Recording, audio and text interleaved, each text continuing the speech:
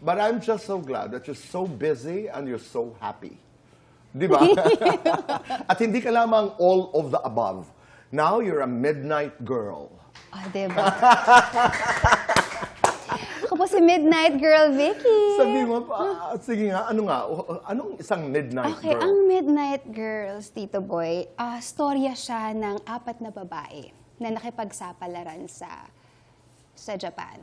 So makikita mo dito yung kanilang buhay, yung kanilang storya, yung sakripisyo na kailangan nilang gawin, yung pagbibihis nila ng iba't ibang pagkatao para lamang lumaban at makalaban. Parang artista din.